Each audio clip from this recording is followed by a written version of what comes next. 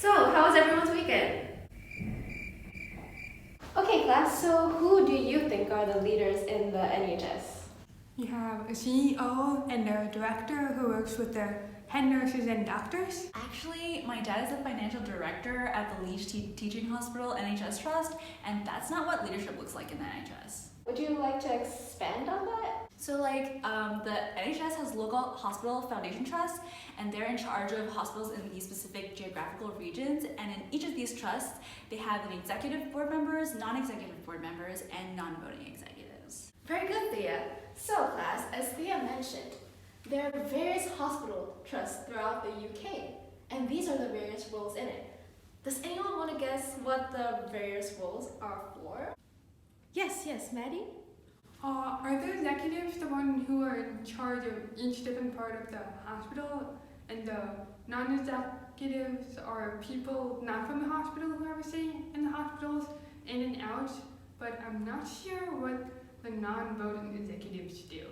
That's pretty accurate. Basically, the board is like a Thanksgiving dinner making crew. Each executive is in charge of a different dish for dinner. The different dishes are like different aspects the board needs to consider: medical, nursing, operations, strategy, development. They're helped by the non-executives who are like sous chefs, getting the foundation work done, helping the main chef ensure that the dishes are complete and delicious before they are sent out. They also help to bring a more diverse perspective to the dishes, or in this case, the initiative the board wishes to push out. The non-executive and the executives are different from each other? Is that it? Yeah, that's basically it. Why didn't you get it before? Well, I tried and Googled it, but it doesn't make any sense at all. But how do we know everyone knows how to do their part? Kia, what do you think? Sorry, didn't catch what was going on. You need to pay attention. Yes, Thea. So you would probably need to ensure that everyone knows how to cook and knows what ingredients they're looking for. And that the sous chefs or the non-executives are experienced as well? Precisely. The NHS has support systems put into place to help develop executives and non-executives into better leaders. The NHS has a leadership academy to develop better leaders. This is to help guide the NHS to better patient care, experiences, and outcomes. A program fit for first-time leaders is the Mary C. Cole program. So it basically helps to bridge the gap between theoretical and practical leadership. Thea, you have your hand up?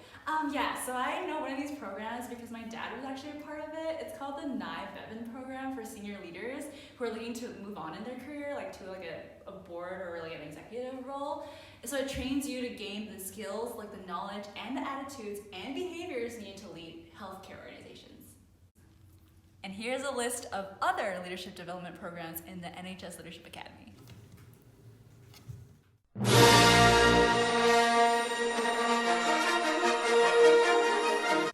So are there any non-executive leadership programs in that list you just threw out there? Yeah, Maddie. So there is one. It's called the induction program, and it helps to integrate new non-executive leaders into their trust. It introduces them to their trust, its range and complexities, and tells them about its barriers, challenges, and opportunities.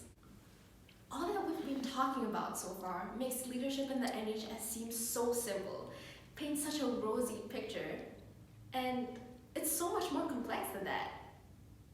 Kia, what problems do you think there are, and what improvements do we have in the future? I was just Googling that a minute ago because I knew you would ask us that. But you weren't paying attention.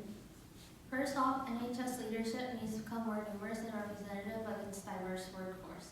At the moment, the percentage of females and Black and minority ethnicities are at 38% and 6% respectively. That's less than in 2002. Yes, good, but you shouldn't be Googling it. We also need to encourage leaders in the NHS to stop being so insular and recognize the value and importance of the other sectors, which makes interdisciplinary work so much more important.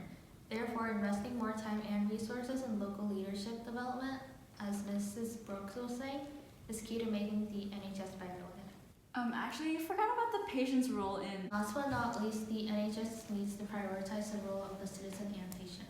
Yeah, we need to cater to the needs of the individual. Everyone is different, and we need to make sure patients have an active say in what is being done to us as well.